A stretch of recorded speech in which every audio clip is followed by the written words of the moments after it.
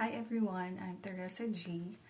And andito ako to share my experience sa immigration sa US nung nag-travel ako this September 2023. Nagpunta na ako sa US nung last year, September din. Ang port of entry ko ay sa Los Angeles, California. Pero hindi naman ako nagkaroon ng problema. Nakapasok naman ako smoothly. But not this time. Ayun. Sa Manila,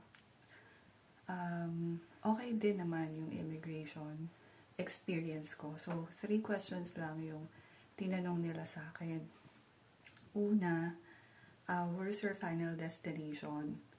Kasi yung ticket ko nun, yung flight na nakuha ko, hindi siya direct flight. So, meron akong layover muna sa Taiwan, and then from Taiwan to San Francisco, California. So, sinabi ko San Francisco. Tapos, tinanong niya ako, when are you coming back? So, September 8 yun yung flight ko, and then I'm coming back on the 4th of October. Tapos, wala rin namang problema sa kanya. And then, last na tanong niya, are you a government employee? So, sabi ko, hindi. And then, yun. Inalaw na niya ako na mag-travel. Kaya lang, pagdating ko sa San Francisco, California, ang na-assign sa akin na consul ay Black American na lalaki na malaking tao, pero hindi siya mataba. Yun lang, malaki lang talaga yung katawan niya. Ayun. Tapos, ang una niyang tanong is, what's your purpose?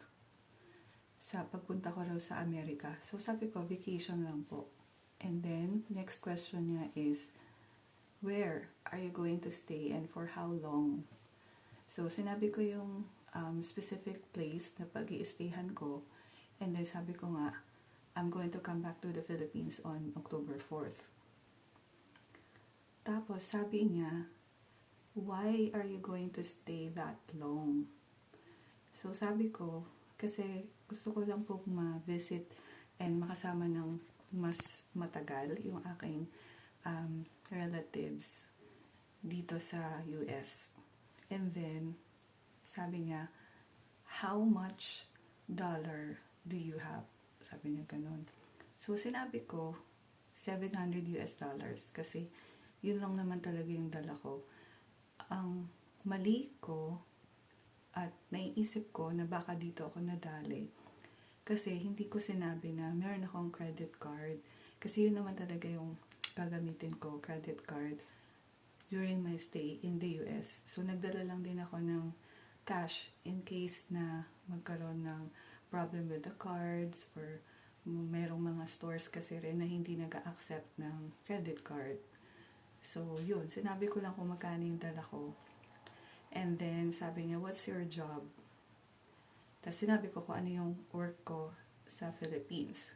So, mga question niya ay, what is your purpose? Where are you going to stay and for how long? And then, why? Ayun, so may why. And then, how? Yun, how much dollars do you have? And then, what is your job? So, yun yung mga questions niya. And then, nag-type siya ng napakadaming type. And then sabi niya sa akin, since hindi ko daw na-explain ng maigi yung purpose ko ng pagpunta sa Amerika, papupuntahin daw niya ako sa immigration room for another screening. Yun yung sabi niya. Kinabahan na ako. Sabi ko, Lord, pray talaga ako. Sabi ko, Lord, kung ano man po yung naging error ko, isave niyo po ako kasi sayang naman po yung aking pamasahe. Tapos, inaabot na niya, kasi nasa kanya yung passport ko, diba? So, inaabot na niya yung passport, inassume ko na inaabot niya sa akin, yung pala hindi.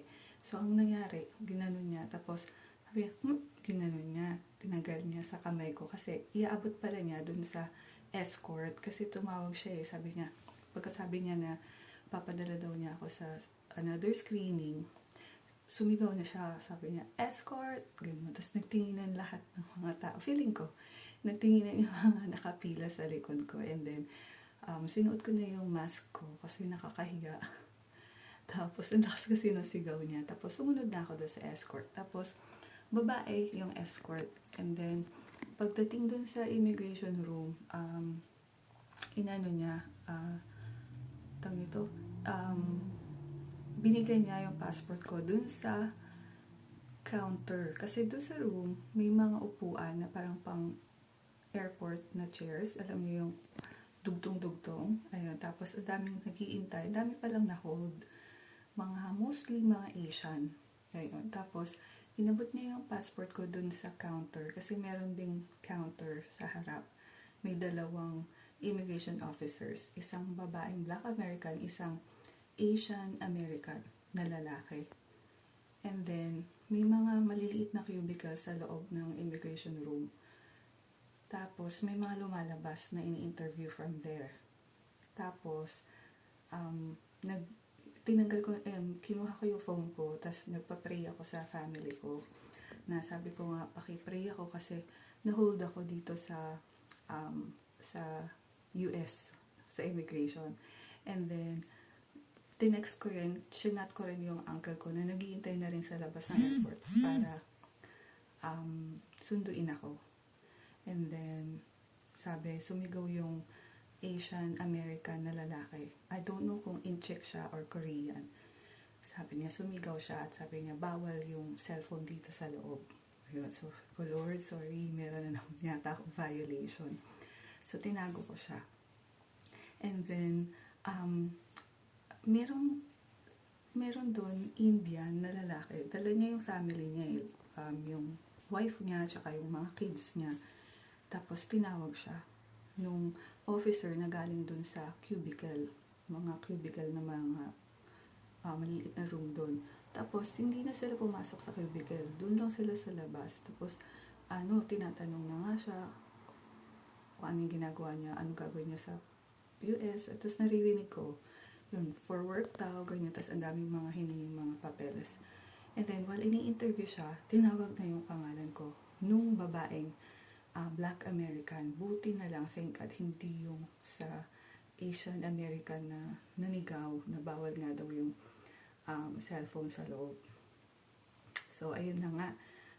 Nag-pray talaga ako na Lord, hipuin niyo po yung puso nitong na-assign sa akin na consul or officer na magustuhan niya yung mga sagot ko at makapasok ako sa US kasi sayang naman yung pagpunta ko kung mapapabalik lang ako sa Pilipinas. Tapos, tinanong na niya ako na una, yun, what's your purpose? Pareho lang nung sa unang question. Tapos, pangalawa, yun nga, where are you going to stay? Yun yung pangalawang question niya sa akin. Tapos, sinabi ko kung saan ako mag-i-stay. Tapos, sabi niya, so, saan ka magta-travel? Dun lang ba sa pag-i-stayan mo? So, sabi ko, we will also go to Las Vegas. Kasi nag-book yung ng reservation sa isang hotel yung uncle ko doon. Tapos sabi niya, so kasama mo yung uncle mo, siya lang ba yung kasama mo magta-travel? So sinabi ko, pati yung auntie ko. And then tinanong niya kung ilang taon na daw ba yung uncle and auntie ko. So sabi ko, hindi ko na matandaan yung exact age nila, but they're both seniors. And then sabi niya, retired na ba sila? So sabi ko, yes. Tapos, sabi niya, do you have a return ticket? Ayan. Tapos sabi ko, meron po. Tapos, pinakita ko kasi kinuha niya. Soft copy lang naman yung pinakita ko. Tapos, binigay ko sa kanya. And then, tinignan niya doon, medyo matagal. Tapos, sabi niya sa akin, when did you buy this? Hindi ko na rin matandaan kung kailan ko siya binay. So, sabi ko, I think in June. Ayun. Tapos, nung inabot niya sa akin yung cellphone ko, tiningnan ko na after na nung immigration thing na yan, July ko pala siya nabili. So, buti na lang, hindi rin ako na nabembang doon. Tapos, ang sabi niya sa akin, last na question niya sa akin, hindi pala last, tinanong din niya kung ano yung job ko. Tapos, sinabi ko kayo ano yung work ko sa Philippines. And then, last na question niya is, do you have kids? So, sabi ko, wala akong kids, I'm single. Tapos, yun, tinatakan na niya yung passport ko. Talagang rinig na rinig ko yung pag-stamp niya dun sa passport ko. And super praise God talaga. At ayun, super salamat sa Lord at yun na nakapasa ako at nakapasok. Hindi na sayang yung ticket ko na pinambili papuntang US. At ayun, thank you din dun sa officer. Sabi niya, okay, you can go now, ma'am. Tinawag pa niya akong ma'am. Tapos, ayun talaga. Tapos nung palabas ako ng pintuan, may nakasabay pa ako na Asian din siya, babae, na parang student pa. Siguro 19 to 22 years old na babae. Tapos, dala-dala na niya yung luggage niya. Ako kasi, hindi ko pa nakuha yung mga luggage ko. So, nandun pa lang ako sa immigration part, naharang na ako. So, siya, feeling ko, ina-assume ko, naharang siya dun sa luggage na, no? Ayun. So, hindi ko na kasi tinanong. Pero, pareho kami ng, ng expression ng mukha. Lalo sabi na, ay, parang ganun. Ganun yung naging expression ng mukha namin pareho. Na talagang buti at nakapasa.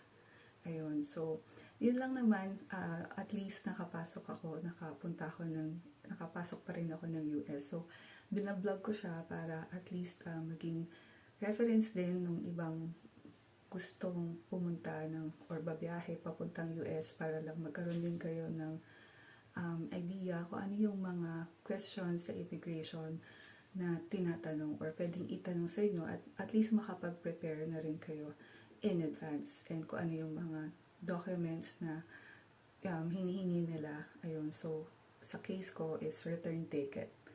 Ayun, so thank you so much. I hope nakatulong itong vlog na to kahit paano. And if you have questions, you can just drop your comments and I will be happy to assist you or to answer your questions kung kaya ko siyang sagutin. And then, I'm asking a small favor from you. So, kung hindi pa kayo subscriber ng aking channel, paki-subscribe na lang din sa aking YouTube channel or paki-like ang video na to and share na rin if you have time. So, yun. Thank you so much and I hope you have a good day. Keep safe. Thank you.